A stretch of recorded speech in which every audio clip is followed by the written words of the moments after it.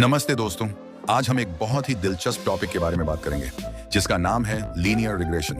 यह एक ऐसा तरीका है जिससे हम दो चीजों के बीच के रिश्ते को समझ सकते हैं। मशीन लर्निंग में यह फीचर्स और एक लेबल के बीच का संबंध ढूंढता है, जैसे एक कार का वजन और वो कितने किलोमीटर चलती है।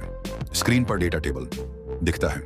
जैसा कि हम स्क्रीन पर डेटा टेबल देख सकते हैं, यहाँ कुछ कारों का डेटा दिया गया है, उनका वजन, फीचर और वो कितना माइलेज लेबल देती है।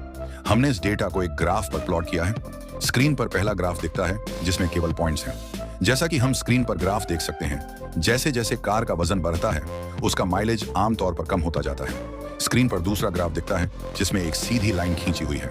हम इन पॉइंट्स के बीच से एक सबसे अच्छी लाइन खींचकर अपना खुद का मॉडल बना सकते हैं। स्क्रीन पर दूसरा पेज आता है जिसमें समीकरण y प्राइम बराबर b प्लस w एक x एक है। अब इस मॉडल को गणित की भाषा में समझते हैं। मशीन लर्निंग में हम इस समीकरण को ऐसे लिखते हैं, यह बराबर b प्लस w1x एक। यह i यह अनुमानित लेवल है, जैसे कार का माइलेज। b यह मॉडल का बायस है। बायस अलजेब्रिक समीकरण में y इंटरसेप्ट जैसा ही है। बायस को ट्रेनिंग के दौरान कैलकुलेट किया जाता है। w1 यह फीचर का वेट है। वेट अलजेब्रिक समीकरण में स्लोपम जैसा ही है। वेट को भी ट्रेनिंग के दौरान कैलकुलेट किया जाता है। x1 यह एक फीचर है, यानी इनपुट। ट्रेनिंग के दौरान मॉडल सबसे अच्छे बायस और वेट को कैलकुलेट करता है, जो सबसे अच्छा मॉडल बनाते हैं। स्क्रीन पर तीसरे पेज का समीकरण y 30 प्रासु 3.6 x1 दिखता है और फिर ग्राफ। हमारे उदाहरण में बायस 30 है, जहां लाइन y एक्सिस को काटती है, और वेट 3.6 है, लाइन का स्लोप। तो हमारा मॉडल बनता है y बराबर 30 प्लस ब्रैकेट में -3.6 और x1।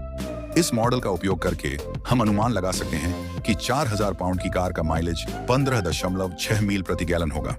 स्क्रीन पर तीसरे पेज का मल्टीपल फीचर्स। एक ज्यादा बेहतर मॉडल कई फीचर्स पर निर्भर हो सकता है। हर एक का एक अलग वेट होता है।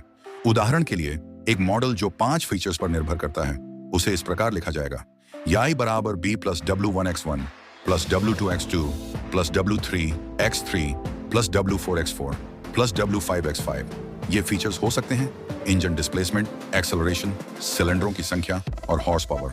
स्क्रीन पर चौथे पेज के ग्राफ। जैसा कि हम इन ग्राफ में देख सकते हैं कि इन सभी फीचर्स का भी माइलेज के साथ एक लीनियर रिश्ता है। जैसे कार का इंजन जितना बड़ा होता है, उसका माइलेज आमतौर पर कम होता जाता है, और कार को तेज होने में जितना ज्यादा समय लगता है, उसका माइलेज आमतौर पर बढ़ता जाता है। हॉर्स पावर बढ़ने पर भी माइलेज आमतौर पर कम हो जाता है। स्क्रीन पर 5वें पेज का सवाल। तो दोस्तों, अब एक सवाल, लीनियर रिग्रेशन समीकरण के कौन से हिस्से ट्रेनिंग के दौरान अपडेट होते हैं? प्रिडिक्शन, बायस और वेट्स।